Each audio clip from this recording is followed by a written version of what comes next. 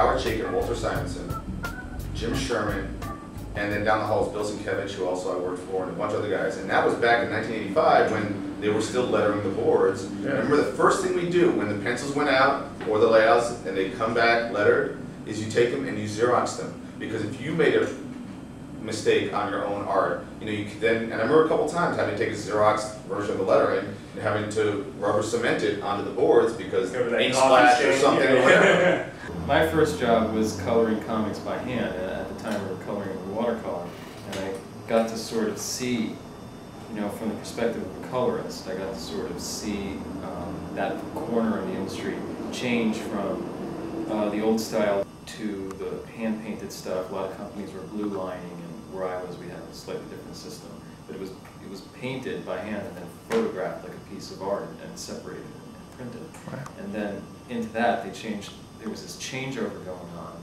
It was interesting to see the books from like Marvel coming in that had been colored in Photoshop, the first ones.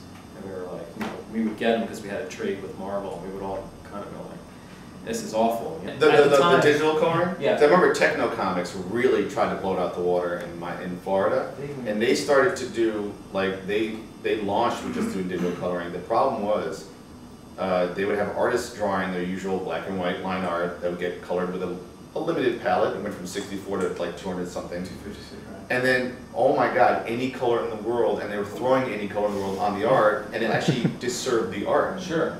And so you're looking at this barrage of color that you could do anything, and like forget the bad airbrush techniques, right, you know, that people used to do. Right. This was just like psychedelia every page. Right. Well, the mistake they made at first was that they got rid of us. That was the mistake they made at first. They were like, well, let's get rid of these guys and get people who understand these computers. How to use a computer. Well, what they got were people who knew how to use a Mac or whatever and understood Photoshop, but like they didn't understand how to use color in a narrative way to serve the story, you know.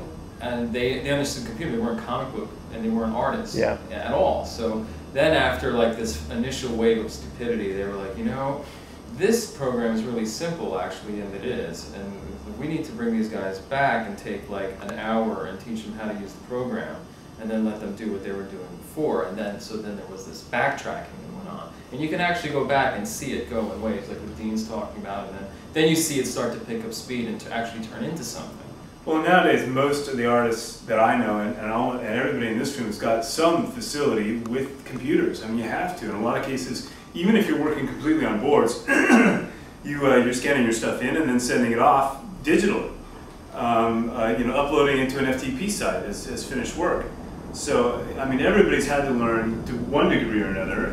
Yeah, it became necessary to survive in this business, in this city. You know, at first I was like, I'm not going to learn that, and then it was like, yeah, and then I was in. It was impossible to not. Some guys managed to keep working in analog. People like John Workman. I think it took forever for Todd Klein to go digital. Yeah. But and in a lot of cases, those guys scanned in their own lettering and created their own fonts. Yeah. And then they started making an extra living, you know, as font designers. But you know, I still, when I can, hand letter all of my pages. And that's not from a disdain of the digital part of it so much as I really like having it on the board. Yeah. And to me, it's an intimate part, intricate part of the page design. Well, it is comic. I mean, comics that use words, because obviously you make a mute comic, but that dictates how you're going to read the page. But the way you do it, you're sort of relinquishing some of that control, which, you know, I would imagine that'd be a little hard, to somebody else, and they can mess up your page. I know, and that's why recently, actually, someone was doing some test lettering on the new book. Yeah. And we had to pick a font, and I was like, all right, we'll go with this one. But by the way, this is so wrong the way it's laid on the page and the reading experience. And I said, I will happily come in with my notes, because you know how I do layouts. I designate where the balloons are, and I will do that for you, you know? No, what you could do right on your originals is just go in with a red I'm going to do that. Colored pencil, and so when they scan here. No. Leave the red colored pencil right on the originals, so they have to cover those spaces with the lettering balloons. I don't want my pages to look like that. All right. That sort of brings up an interesting thing about working now, the whole change from traditional methods to digital methods, which is that editors now seem more casual about making a change like that. Than I think before they'd be like, it's there, it's you had to balance really what it was going to They take had to to fix pay something. more attention earlier in the process. Yeah, yeah, you had to pay more attention and stuff like that. Like once again, when we were painting in watercolor, when somebody wanted to change something, there had to be sort of a dialogue about it because it was like, oh, well, how important is this really? Yeah. You know what I mean? Whereas now it's more like change it, change it, change it. Yep.